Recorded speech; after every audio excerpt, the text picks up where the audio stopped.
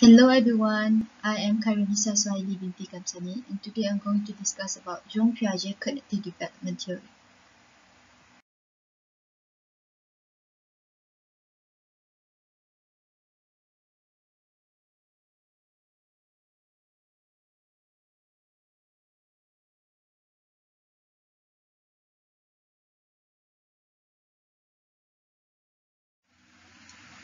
Well, Piaget's theory has had a major impact on the theory and practice of education.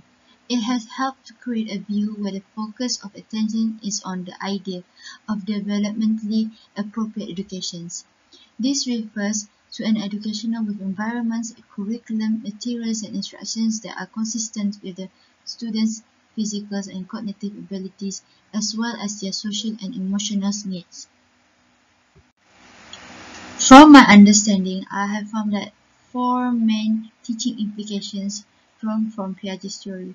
The first one is a focus on the process of children's thinking, not just its product. So, as teacher, instead of simply checking for the correct answer, we should emphasize the students' understanding and process they use to get the answer. I believe that it is the 21st century seeking uh, learning and teaching skills where we facilitate the students or the learners to acquire the knowledge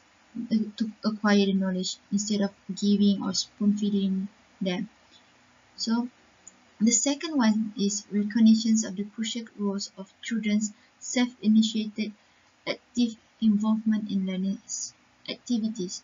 So in Piaget's classroom, the learners are encouraged to discover themselves through spontaneous interaction with the environment rather than the presentations of the ready-made knowledge. For example, like the interactions between the children and their friends. They can talk about anything and they can like perceive and appreciate other beliefs and also ideas. The third one is de-emphasize on practices aimed at making children adult-like in their teaching. This refers to what Piaget referred to as the American question, which is how can we speed up development? His belief is that trying to speed up and accelerate children's process through the stages could be worse than no teaching at all. So I believe this is the idea to not overstimulate our learners or the students on the knowledge they are not supposed to have at that stage. And also the last one is acceptance of individual differences in developmental progress. So Piaget's theories asserts that children go through all the same developmental stages, however they do so at different rates, at different phases. Because of this, teachers as like me must make special effort to arrange classroom activities for individuals and groups of students rather than for the whole class group. So I believe this is quite difficult uh, uh, because currently our situations are not permitting us to do so.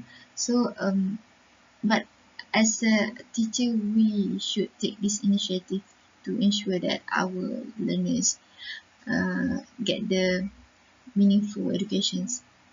So in this educational implications of Piaget theory is that he adaptations of instructions to the learner development levels. So it is important that the contents of instruction needs to be consistent with developmental levels of the learner. For example, giving instructions in the classroom using simple yet understandable words and sentence structure so that students and learners can easily understand. And also some general suggestions that I can include is that we as teacher we need to use a concrete props and visual aids such as models or timelines, and also facilitate learning by using familiar examples to explain complex ideas such as a story problems in maths or the cultural issue or the world issue nowadays. Also can give students the opportunity to classify and also group information such as use outlines and hierarchies to facilitate assimilations of new information. with previously learned knowledge. There are a few activities according to stages that I can think of, and from my analysis, such as during the sensory motor stage, the activities that we can provide a rich stimulating environment, and we can allow the child to play with the toys that squeak when we squeeze, like the rubber duck, and also the playing peekaboo is like it teach about the object permanence, whereby when the infant can actually perceive that although the items or the object are not there, uh, they still know that the object still exists. And also during the pre-operational period, the stage is around year 2 years old until 7 years old. This is when the stage being a bit complicated, where the learners start to have their egocentrisms, and they start to have their own belief. And also one of the way that we can like counter that is through the playing dress up also, and encouraging the child to take on the character. uh, give them hands-on activities, encourage the children to play with the toys, and also that can change shape, like the play-doh or sand or clay, because this will help them move towards the concept of conservation.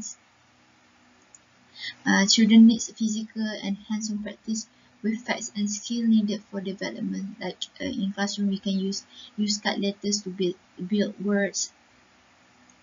So on the next stages, which is the concrete operations, activities which involve like baking, because at this point the egocentric thinking is to be more regulated type of thinking. There will be less egocentrism, so we can like start to shape the learners' views and ideas by give them something that they can measure, something that they can classify. Give the children a chance to manipulate objects and test out ideas, um, and also practice classifying objects. And the last stage is the formal operational stage, where this is the part where they start to have logic directly thinking. So at the beginning of this stage, teachers should continue using strategies and materials used in the concrete operation stage.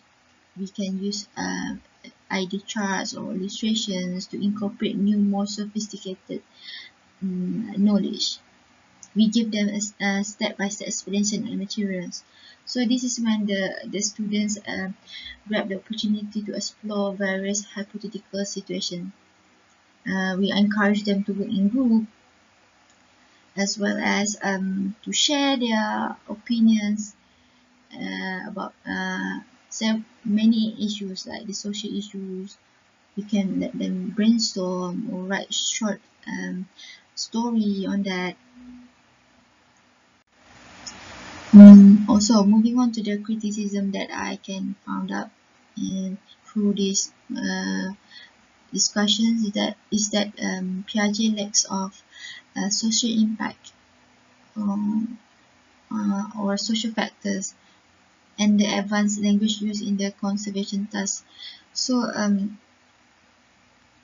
for the social impact, I think Piaget failed to address social factors in his stage theory.